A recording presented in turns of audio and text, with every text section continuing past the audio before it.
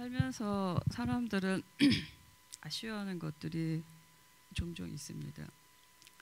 지나간 옛사랑도 아쉬워하기도 하고, 놓쳐버린 로또 당첨금도 괜히 혹시나 하는 마음에 아쉬워하기도 하고, 그렇게 많이 아쉬워하는 것들이 있습니다. 그런데 그 중에서도 가장 많이 아쉬워하는 것 중에 하나가 지나간 나의 인생의 시간들, 과거에 했던 나의 선택들일 것입니다. 내가 지금 알고 있는 것을 그때도 알았으면 얼마나 좋았을까 하는 그런 생각을 우리가 자주 하지요. 또 내가 그때 그런 선택을 하지 않고 이렇게 했더라면 어땠을까, 그런 상상도 합니다. 그래서 많은 사람들이 후회와 회한을, 자기의 과거를 돌이켜 보면서 하지요.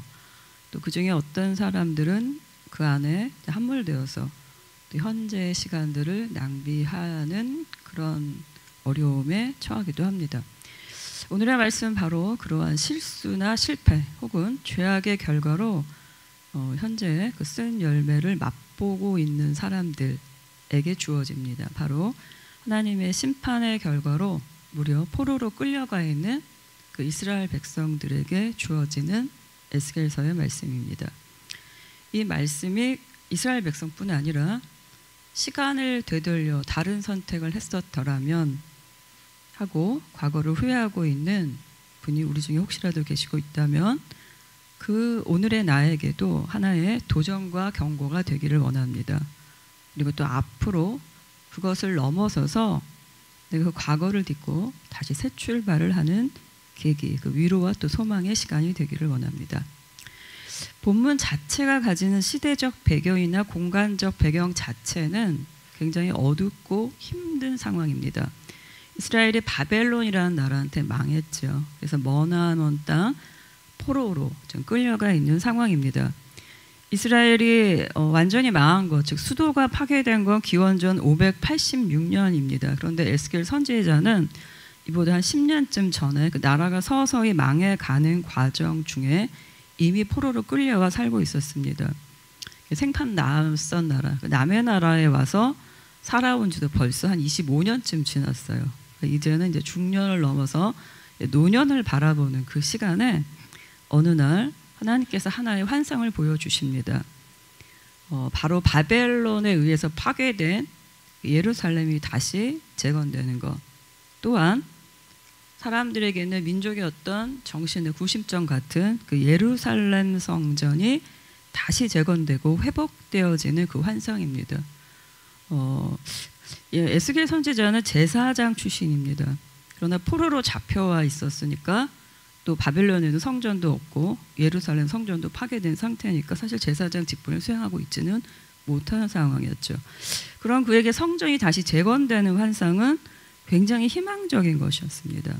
이 환상은 40장부터 시작해서 48장까지 이어지고 오늘의 본문이 속한 44장에서는 그 새로운 성전이 이제 지어질 건데 그 안에서는 이런 일들을 행해야 된다라는 각종 규례들이 주어집니다. 그 중에서 특히 10절부터 14절까지는 레위인들에게 주어지는 말씀입니다. 레위인이라고 말하면 넓게 해석하면은 그 야곱의 12아들 중에 세 번째 아들인 레위로부터 말미암은 레위 지파의 사람들을 이야기합니다.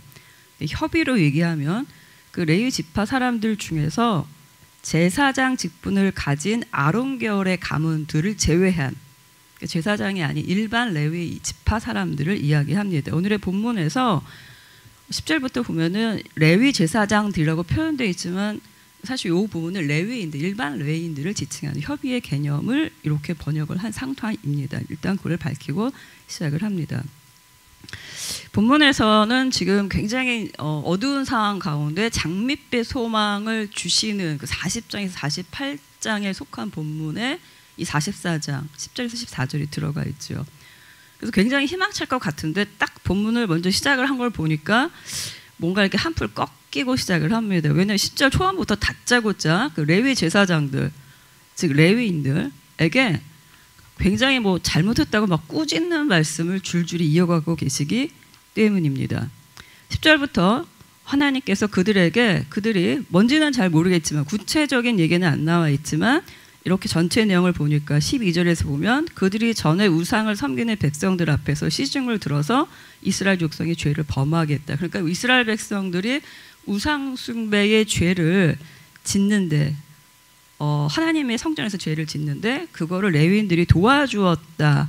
그래서 그 벌을 받아야 된다라는 그 말씀을 계속해서 10절서부터 12절, 그다음에 13절 막 줄줄이 이어가면서 막 신랄하게 계속해서 징벌하고 심판한다는 말씀을 그 죄의 대가를 받을 것이라는 말씀을 쭉 하고 계심을 발견합니다. 우리는 여기서 하나님이 굉장히 셈이 정확한 분이라는 것을 발견합니다. 좋은 것이 다 좋은 것이야 이렇게 퉁치고 넘어가지 않는다는 것이지요. 하나님께서 그 행한 대로 대우하시겠다라는 것을 지금 레위인들에게 10절서부터 14절까지 줄줄이 이어서 말씀하고 계시기 때문입니다. 또한 15절, 오늘 본문 이후에 15절에서는 반대로 그 레위 지파 사람들 중에서 아론 계열의 가문, 제사장 가문 중에서 사독 계열 가문의 제사장들한테는 막 칭찬하시는 말씀을 줄줄이 이어갑니다. 이스라엘 백성이 우상 숭배의 죄를 범했을 때는 그 사독 가문 사람들은 그 죄에 동참하지 않고 하나님 앞에서 자신들의 직분을 잘 지켜서 하나님께서 그들에게 여러 가지 상을 주시겠다라는 말씀이 15절 이하에서 쭉 나옵니다. 즉 우리가 먼저 이 본문에서 발견할 수 있는 것은 하나님 앞에서는 각자가 그 행한 대로 받는 그 차별적 보상과 어떤 상벌이 있다라는 사실입니다. 징벌도 있고 상급도 있다라는 거죠. 굉장히 좀 불편하죠. 이런 말을 들으면 상급은 좀 좋지만 징벌 나오면 조금 이게 그냥 뭐 은혜와 감사 이런 말만 찬슬 좀 듣고 싶습니다. 또 상급에 관해서도 사실은 좀 여러 시각이 존재합니다. 우리는 하나님을 따르며 섬기며 사는 것 자체가 기쁨이지요. 참된 제자도는 하나님을 사랑하고 순종하는 것 자체가 비할 수 없는 은혜고 감사입니다. 근데 어떤 분들은 이제 이것에서 더 지나쳐서 아예 상급에 대해서 관심이 없거나 기대하지도 않고 그냥 하나님만 섬긴다 이걸 굉장히 강조하는 분들도 있습니다. 사실 이건 성경적이지는 않습니다. 왜냐하면 성경에서는 이렇게 극단적인 것을 말하지 않고 하나님께서 분명히 위로해 주실 소망이 있다. 상급을 기대하라라는 균형적인 관점을 이야기하고 있기 때문입니다. 물론 이 상급이 하늘에서 우리에게 이 땅에서 주시는 물질적 풍요만을 의미하지는 않습니다. 하나님께서는 우리에게 삶에서 필요한 여러 가지 삶의 조건들과 요건들을 필요한 만큼 충분히 주시지요. 그런데 여기에만 국한되는 것이 아니라 성경에서는 우리가 종말론적으로 받을 하나님의 영원한 나라에서 받을 미래의 상급을 강조하고 있습니다.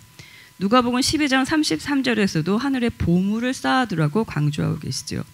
주께서 약속하신 미래의 상급은 현재 우리의 어떤 고난과 어려움을 이길 소망이 되기도 합니다. 또한 심판과 징벌에 대한 말씀은 우리의 삶에 하나님 앞에 바로 서야 된다라는 경각심을 일깨워주고 내 삶을 정결케 하는 동기부여가 됩니다. 따라서 심판이나 상급에 대해서 내가 관심이 없다라는 것은 하나님이 그것을 분명히 말씀하셨던 것에 비해서 내 중심의 신앙을 고수하는 것과 같은 입장일 수 있다라는 것입니다.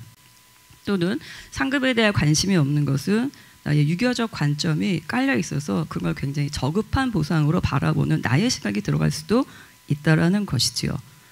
성경에 말하는 미래의 심판이나 그로 인한 상급에 관심이 없는 건 또한 하나님께 내가 현재 드려야 될 고난이나 수고나 인내, 감내해야 될 것들을 폄하하게 만들 위험성도 같이 가지고 있습니다. 예를 들어서 하나님이 그냥 우리를 똑같이 동등하게 사랑하셔라고 차별적 보상과 상벌에 대해서 관심을 배제시켜버리면 미래에 즉 우리가 차등적으로 받을 그 차별적 보상과 상별을 제외시켜버리면 그걸 똑같이 생각해버리면 내가 하나님 앞에서 더 치열하게 살아야 될 근거가 사라지게 되지요.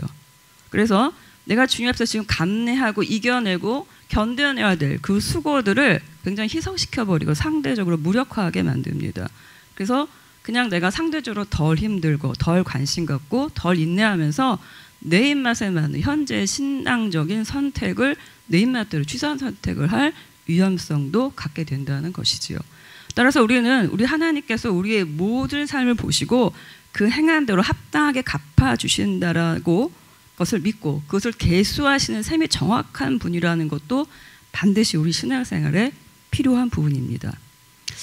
그런데 또 이렇게 좀 생각을 해보면 우리 마음이 또 좀 걸리는 게 있어요. 야, 또 그렇게 생각한다면 내가 뭐 이렇게 받을 게 많아 보이지는 않다. 솔직히 저도요. 그런 생각이 든다는 거죠. 과거에 잘못된 선택이나 저지른 죄가 뭐 어떻게든 하나님 앞에서 어떤 그 결과로 나타난다면 뭐 내 인생이 이미 엎어진 물이네. 뭐 어떻게 할까? 이런 생각이 든다라는 것입니다. 내 미래, 내 소망에 대해서 별로 기대함이 사라지고 뭐 이왕 이렇게 엎어진 거 이렇게 생각할 수도 있다라는 것이지요. 그래서 오늘의 본문을 다시 한번 찬찬히 들여다보게 됩니다. 과연 레위인은 과거 우상숭배의 죄를 범했기 때문에 이제 희망 없는 벌만 지금 뭐 10절부터 14절까지 줄줄이 벌들이 나열되는데 이렇게 그냥 받고 죄인으로 끝나게 되는 것인가 라는 생각이 들어가지요. 본문을 자세히 본다면 하나님은 분명히 적나라하게 레위인의 우상숭배를 도운 죄를 분명히 말씀하시고 그 죄에 합당한 벌을 이야기하십니다. 그런데 자세히 다시 보면 하나님께서 그들이 그 과거의 죄에 머물러 있는 것이 아니라 다시 그것을 딛고 일어서서 앞으로 나아가게 될 회복의 근거를 더 크게 만들어주고 계심을 발견합니다. 바로 11절과 그 다음에 14절에서 말씀하고 계시죠. 그들은 이제 제사장이 아니라 내 성소에서 문지기가 되고 성전에서 시중도는 일을 할 것이다. 그들은 백성이 바치는 번제물이나 희생제물을 잡고 백성 앞에서 시중을 들게 될 것이다 라는 말씀과 14절에서 그래도 나는 그들에게 성전에서 해야 될 모든 일들과 성전에서 시중도는 일들을 맡아보게 할 것이다 라고 말씀하고 있습니다. 우리 새번역 성경은 번역이 굉장히 레위인에게 과격하게 돼 있는데 사실 히브리어 본문으로 들어가면은 이 접속사 같은 것들이 여러 가지 해석을 할 수 있는 여지를 남겨둡니다. 좀 더 부드럽게 번역하면 이렇게 힐란조로만 말투가 흘러가지 않게 번역할 수도 있습니다. 사실 이 부분에 대해서 학자들 간의 논쟁이 치열하고 굉장히 긴 해석의 역사를 갖고 있습니다. 잡다한 그런 학문적 지식을 다 생략하고 결론만 말씀을 드린다면 하나님께서는 이 지금 새번역 성경의 이 번역만을 본다면 여러분이 자칫 이들은 벌 받고 끝난다라고 생각할 수 있지만 제가 드리는 말씀은 히브리어 본문 자체는 굉장히 복잡하게 해석할 수 있는 여러 가지 방면을 해석할 수 있는 중의적인 의미들을 담고 있다는 말입니다. 먼저 12절, 11절과 14절에서 하나님이 맡겨주시는 일들이 있지요. 그런데 그걸 이제 구체적으로 크게 범주화해 본다면 성전 문지기의 역할을 맡겨주셨고 또 제사의 제물을 잡는 일을 맡겨주셨습니다. 먼저 제사에서 그 제물을 잡는 일에 대해서 말씀을 드리면 그 이전에는 그 제물을 도살하는 일을 누가 했냐면 백성이 직접 했습니다. 그러니까 내가 하나님 앞에 제물을 드려야겠다고 생각해서 갖고 왔을 때 제사장이 도살하는 게 아니라 그 백성이 직접 도살을 하는 거죠. 그런데 하나님께서 이제 그 일을 레위인에게 맡기신 거예요. 그러니까 레위인의 직무가 확장이 된 것입니다. 폄하하고 잘못했으니까 하나님을 성전에서 섬기는 일을 못하게 된다. 너가 성전에서 우상숭배를 도왔기 때문에가 아니라 다시 새로운 일을 더 주시는 거죠. 그리고 이 설교에서 더 강조하고 싶은 것은 바로 그들에게 문지기의 직분을 주셨다는 것입니다. 우리는 김구 선생님이 하신 말씀을 초등학교 때부터 많이 들었죠. 독립된 내 나라에서 나는 문지기가 돼도 행복하다 뭐 그런 류의 말을 들었기 때문에 문지기 하면은 뭐 좀 하찮은 일이건이라고 생각을 할 수가 있습니다. 집주인도 아니고 문지기를 하니라고 말이죠. 그런데 본문에서 이렇게 한 줄처럼 간단하게 스치고 지나간 그 문지기의 직분이 사실 새로운 성전의 그 건축물의 환상을 보여주는 40장에서 48장 내에서 그 관점을 가지고 이해한다면 굉장히 중요한 직분인 것을 발견합니다. 40장부터 에스겔은 새로운 성전 건물을 보죠. 하나님의 사자가 에스겔을 데리고 다니면서 여기저기 막 측량도 하고 치수도 재면서 얘는 뭐다 계속 말하면서 이동을 합니다. 그래서 처음에 보면 딱 졸기 좋은 본문이에요. 레위기 본문처럼. 이게 뭔 소리인지도 모르겠고 그냥 후딱후딱 읽어가면서 뭐 한 척 반이다, 두 장이 뭐 두 척이다, 뭐 한 뼘이다 그러는데 그게 뭔지도 잘 모르겠고 그래서 그쪽 본문을 읽어보신 분들은 그냥 하여튼 빨리빨리 읽고 지나가는 부분이 그 성전 건물 치수 막 재는 그 부분입니다.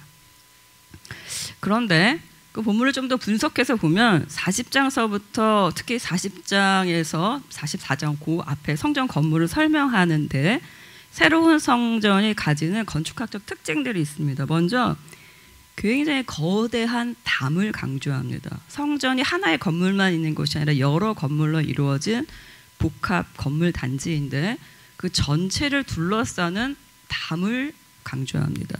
근데 이 담이요, 높이가 한 3m가 됩니다. 그리고 두께가 한 3m가 돼요. 그러니까 웬만한 건 뚫지 못하는 굉장히 거대한 담이 40장 초반부에 소개가 되고 이 담의 기능이 뒤에 나옵니다. 거룩한 것과 속된 것을 구별한다라는 표현이 나옵니다.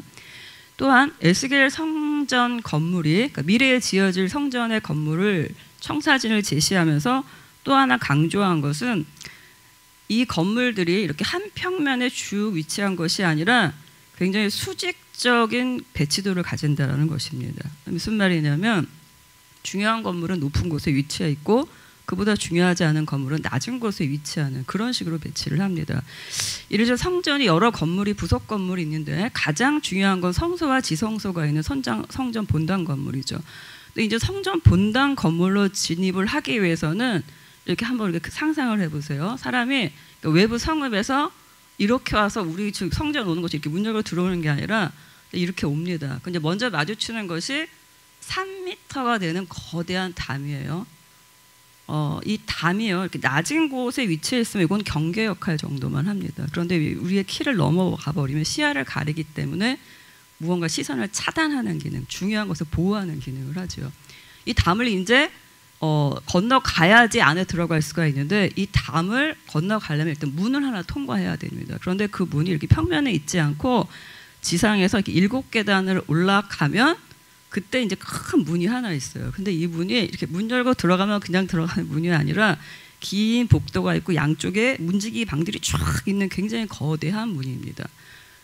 그 문이 하나가 있는 게 아니라 여러 군데 설치가 되어 있어요. 그 문지기 방들이 수십 개가 있다는 얘기죠. 근데 문을 쭉 이렇게 열고 들어가요. 그럼 바로 성전 건물이 있는 게 아니에요. 부속 건물이 막 있고 이렇게 들어가자마자 탁 보이는 건 뭐냐면은 큰 뜰입니다. 그걸 바깥뜰이라고 그래요. 바깥뜰, 그러니까 이렇게 평면에서 7계단 올라가서 문을 열고 들어갔더니 다시 이렇게 바깥뜰이 있는 거예요. 바깥뜰을 또 한참 지나가요. 그러면 다시 또 큰 계단이 있어요. 그걸 8계단을 다시 이렇게 올라가면 또 다시 하나의 문이 등장합니다. 그러니까 안뜰로 들어가는 문이에요. 그 안뜰로 들어가는 문 또한 큽니다. 바깥문처럼 커요. 그래서 이런 복도를 쭉 지나야지 저쪽에 끝에 들어갈 수가 있는데 양쪽에 문지기 방들이 쫙 더 깔려 있어요. 그래서 7계단 올라가서 바깥뜰로 들어가는 그 문을 통과해서 다시 8계단을 통과해서 안뜰로 들어가죠. 그 안뜰로 또 한참 들어가요. 들어가면 다시 10계단을 이렇게 올라가야지서 다시 그 안 내부를 통과하면 그때서야 성소와 지성소가 있는 성전 본당 건물이 나오게 됩니다. 그러니까 안각과 부각이라 그러죠. 중요한 것은 시선을 높이 올려서 거룩하고 구별되게 이렇게 분리하는 그런 건축적 구조를 가지고 있습니다. 또한 각 성전 영역을 이렇게 물리적으로 평면이 아니라 수직적으로 배치하고 거대한 담을 제공한 것 외에도 들어가고 출입하고 나오는 사람들도 범주화합니다. 예를 들어서 바깥뜰까지는 일반인도 들어갈 수가 있어요. 레위인도 들어갈 수가 있습니다. 그러니까 7계단 올라서 문 통과해서 그 바깥뜰에 들어가는 것까지는 누구나 다 할 수 있어요. 그런데 8계단 올라가서 안뜰에 들어가는 거는 제사장만 합니다. 그리고 다시 10계단 올라가서 성전 건물에 들어가는 거는 제사장 다 들어가지만 그 중에서 성소까지는 일반 제사장은 들어가지만 지성소는 대제사장 밖에는 못 들어갑니다. 그러니까 이 새로운 성전이 뭔가를 강조하고 있다면 그거는 굉장히 물리적인 특징들을 이용해서 성전이 아무나 접근할 수 없는 성전의 거룩함을 강조한다는 특징을 갖고 있다는 것이지요. 예를 들어서 문도요. 아무 문이나 사용할 수가 없습니다. 아까 제가 문들이 굉장히 많다라고 말씀을 드렸는데 바깥들의 동문 같은 경우는 완전히 닫혀져 있어요. 그건 여호와 하나님만 출입하시는 문이기 때문에 닫아놓고 열지를 않습니다. 그리고 안뜰 같은 문은 거기는 통과해서 그러니까 그 굉장히 큰 문이기 때문에 복도에서 문지기방이 쫙 있는데 거기 레위인들이 이제 문지기로 배치가 된 거죠.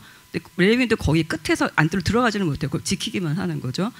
그리고 왕 같은 경우도 제사를 안뜰 안에 성전이 있기 때문에 거기에 제단도 있기 때문에 그 제사가 막 이렇게 이루어지는 거를 사람들은 안뜰을 넘어 들어가지 못하고 바깥뜰 끝에서 이렇게 볼 수만 있는데 군주는 그 왕은 그 안에 현관까지는 들어갈 수가 있어요. 그러나 통과해서 안으로 들어가지는 못합니다. 이렇게 막 나누어져 있어요. 성전이 이렇게 거룩함을 강조하는 이유가 있습니다. 왜냐하면 그것이 바로 이스라엘 백성이 망한 이유였기 때문이에요.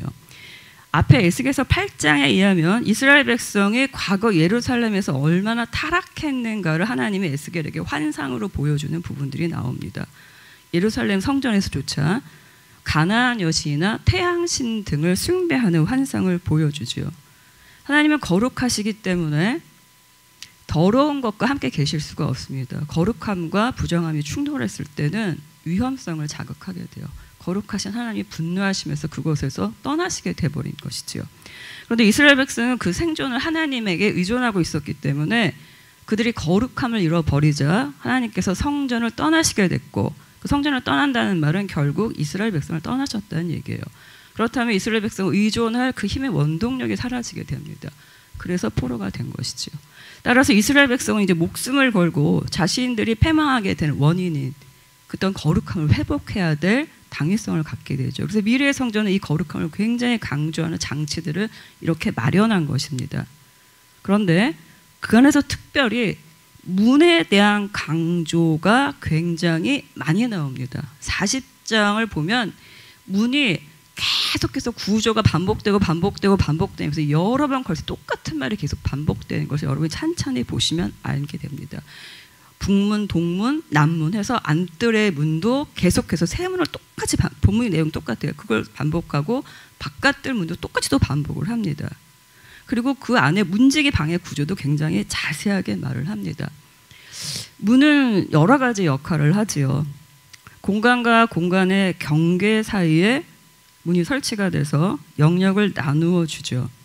그리고 그 문을 넘어가는 자들에게는 내가 저 문을 열고 이 공간을 넘어갈까 말까를 결심하고 판단하는 그 심리적인 준비의 기간, 심리적인 유보의 공간이기도 합니다. 그런데 문이 가지는 건축물 전체 입장에서 본다면 가장 큰 문의 기능은 외부로부터의 침입을 방지하는 것입니다. 누군가는 들어오게 허락을 해주고 누군가는 들어오지 못하도록 막는 일종의 초대와 거절의 의미를 문이 가지고 있습니다. 일종의 필터링 역할이지요. 따라서 문은 문 안에 필요한 존재들에게 그 문을 개방하여 출입을 허가한다는 면에서 일종의 사회적 결속을 의미하기도 합니다. 그렇다면 문 자체가 그런 의미를 가진데 그 자체 안에 또 문지기 방들이 쫙 있다라는 것은 이 문을 지키는 문지기들이 그 자체 필터링 역할을 더 강화하고 있다라고 말할 수 있죠. 성경 안에서 문에 대한 접근권을 가진다라는 것, 특히 성전의 문에 대해서 접근권을 가진다라는 것은 하나님께 나아갈 권리를 허가받았다라는 것을 의미하는 말입니다. 고대 근동의 신전들이 있죠. 그들 나름의 성전입니다. 그래서 그들도 그 신전의 거룩함을 수호하기 위해서 문을 만들고 문지기를 둡니다. 그런데 이스라엘과 다른 점이 하나 있어요. 오늘 에스겔 본문과 그들은 문을 지키는 인간 문지기를 두지만 동시에 그 인간 문지기로 부족하기 때문에 어떤 신적인 모양을 한 신적인 수호대를 둡니다. 위에는 동물의 모양을 한 또는 어떤 반인 반수 같은 여러 가지 신상, 라머스 같은 어떤 신상을 만들어서 수호신으로 그 신전의 기둥 앞에 이렇게 설치를 해둡니다. 그러나 이스라엘은 오직 유일신 신앙이죠. 하나님 외에는 다른 신이 없습니다. 그 초자연적인 신적인 경비대가 필요 없지요. 그래서 에스겔서 본문에서는 하나님께서 오로지 인간 경비대인 레위인에게 이 문을 지키는 문지기 역할을 맡기셔서 그 성전을 거룩함을 그들이 말망하게 됐던 그 원인이 되는 그 거룩함의 수호를 맡길 그 임무를 주신 것입니다. 사실 이것은 하나님의 큰 결심이죠. 왜냐하면 본문에서 하나님은 레위인들이 바로 그들이 우상 숭배를 도운 죄 때문에 벌을 받았다고 말씀하셨는데 그 우상 숭배 성전에서 우상 숭배의 죄를 저지른 그 레위인에게 이제는 그 우상 숭배를 하지 못하도록 그 성전의 거룩함을 지킬 직분을 주셨다는 것이기 때문입니다. 그러니까 하나님께서 우리의 삶에 지나간 궤적을 보시고 그것에 대한 책임을 반드시 물으시는 것도 사실이지만 우리가 이 죄책감에 억눌려서 거기에 머물러 살고 있기를 원하시는 것은 결코 아니라는 것이죠. 우리의 삶의 과거의 잘못을 지적하시는 것은 그것으로 벌을 받고 끝나는 것으로서 대가를 치르라는 뜻이 아니라 그것이 하나의 경고가 되고 그것을 토대로 다시는 같은 것을 되풀이하지 말고 여전히 믿어주신 하나님 앞에서 더 전진하여 나가라는 희망과 위로의 말씀이기도 합니다. 우리가 실패한 자리들이 있지요. 마치 이런 것과 같아요. 베드로가 제자도를 부인했습니다. 예수님의 제자임을 부인하고 좌주했죠. 그런데 예수님이 다시 그에게 제자의 직분을 맡기셨습니다. 내 양을 치라 라는 말씀을 해주셨지요. 레위인에게 우상숭배의 죄를 묻고 계시지만 그들에게 그 우상숭배를 단속할 성전 문지기를 맡기신 것은 사실 베드로에게 다시 일어서라고 말씀하신 것과 똑같은 것입니다. 그것을 하나님께서 레위인에게만 말씀하셨겠습니까? 오늘의 우리에게도 동일하게 아니면 더 크게 말씀하고 계십니다. 왜냐하면 레위인에게 문지기의 직분을 맡겼다면 하나님은 이제 우리에게 더 큰 직분을 맡기셨기 때문입니다. 고린도후서 6장 16절을 보면 이제는 우리는 성전 문지기 정도가 아니라 네가 직접 하나님의 성전이다라고 말씀하고 있기 때문입니다. 고린도후서 6장 16절은 우리가 살아계신 하나님의 성전이라고 말씀하고 있습니다. 성도를 불러서 이제는 네가 성전이다 라며 직접 성전으로 우리를 불러주신 것이라는 거죠. 성전은 어떤 건물을 의미하는 것이 아니라 하나님이 임재하는 곳은 다 성전이 됩니다. 그리스도와 연합한 자는 예수 그리스도의 영이신 성령이 우리 안에 내주하시며 하나님의 영이 우리를 지배하시죠. 하나님의 영이 우리 안에 있으니까 우리가 성전이 되는 것이죠. 그리스도를 말미암아서 막힌 담이 허물어지며 하나님과 화해된 자는 성령이 내주하시는 즉 하나님의 영이 거하시는 하나님의 성전이 되는 복을 받게 된 것입니다. 레위인보다 더 큰 복을 우리에게 주신 것이지요. 또한 성도는 이 성전이 되는 복과 함께 동시에 레위인처럼 또 하나의 중요한 책임을 맡습니다. 즉 레위인이 문지기가 되어 거룩함을 추구해야 될 그 사명을 맡은 것처럼 고린도후서 6장 16절의 끝부분이 7장 1절에서 이렇게 말씀하고 있습니다. 그러므로 사랑하는 여러분, 우리에게는 이러한 약속이 있으며 육과 영의 모든 더러움에서 떠나서 자신을 깨끗하게 하여 하나님을 두려워하는 가운데 온전히 거룩하여져야 합니다. 라고 말씀하고 있기 때문입니다. 우리가 이스라엘 역사를 본다면 거룩함이 사라져서 부정하고 더럽혀진 성전에서는 삶의 지지 기반, 의존의 근거가 되는 하나님이 떠나십니다. 부재하시죠. 그 생존을 하나님께 의지했던 이스라엘 백성이 하나님이 떠나시자 삶을 잃어버리고 잡혀가고 망하게 되지요. 오늘의 설교 제목은 성전을 지키는 자입니다. 하나님은 우리의 모든 삶의 궤적을 보십니다. 격려도 하시고 소망도 주시고 질책도 하시고 심판도 하시죠. 그리고 최종적으로 무엇보다 우리를 성전으로 불러주시며 더 나아가 그 성전의 거룩함, 즉 너의 몸과 영혼을 주님이 거하시기에 적합한 곳으로 거룩하게 살아라 라는 말씀을 하시며 우리에게 중요한 그 책임을 맡기셨습니다. 여러분, 하나님이 떠나신 삶을 한번 상상해 볼 수 있을까요? 우리가 하나님 없이 살던 사람들이라면 쭉 뭐 그냥 이렇게 괴로운 게 한 인생이거니 하고 살 겁니다. 그냥 뭐 괴로운 게 내 팔자거려니 하고. 근데 우리 하나님을 알지요. 이 하나님이 우리에게 얼마나 큰 은혜가 되시고 내가 살아갈 힘이 되심을 다 체험을 하고 살고 있습니다. 저는 세상에서 가장 용감한 사람 중에 하나가 하나님 없이 사는 사람이라고 생각합니다. 어떻게 살지 도대체? 그런 생각을 합니다. 이렇게 두렵고 무서운 일이 있을 때 도대체 누구를 의지할까? 저 사람은? 그걸 견딜까? 사람을 찾아다닐까?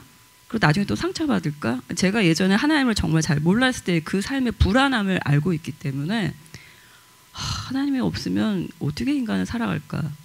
참 용감하게도 산다. 모르니까 저렇게 살고 있다. 이런 생각을 자주 합니다. 하나님 떠난 삶은 배고픕니다. 힘들지요. 처절합니다. 공허합니다. 그리고 되게 비참하고 쭈글쭈글합니다. 사람들한테 의존해야 되기 때문에. 우리는 이 하나님이 우리에게 임재하실 수 있는 조건이 되는 이 성전의 거룩함으로의 초대를 받은 자들입니다. 동시에 이 각자의 성전의 거룩함을 지키는 문지기이기도 합니다. 우리는 누군가를 초대하고 거절한다고 아까 이야기했습니다. 문지기는 그것을 결정하는 필터 역할을 이중으로 강화하지요. 우리는 우리의 각자의 성전의 문이 그리스도만을 초대하는 문이 되기를 축원합니다. 그분만이 성전으로서 우리 안에서 우리가 문지기인 그 문을 통과하실 수 있는 유일한 분이 되셔서 내주하시고 임재하시는 오로지 한 분이시기를 원합니다. 나의 문인 나머지 모든 것들을 거르는 필터 역할을 잘 수행하기를 이 한 주간도 또한 기도합니다. 죄인이었던 우리를 구원하시고 내 성전에 임재하시는 하나님, 다시 나를 믿어주시고 베드로에게 주셨던 그 직분처럼 다시 내게 임재하시고 다시 일어서게 하시는 그 하나님의 성전의 문지기로서 다른 잡다한 것, 나를 복잡하게 하고 피곤하게 하고 혼란에 빠뜨리는 다른 잡다한 모든 것들의 출입은 과감하게 거절하시기 바랍니다. 그래서 나의 주시는 이 성전을 잘 지키며 주님이 임재하시는 우리의 나머지 인생의 시간이 되기를 함께 기도합니다.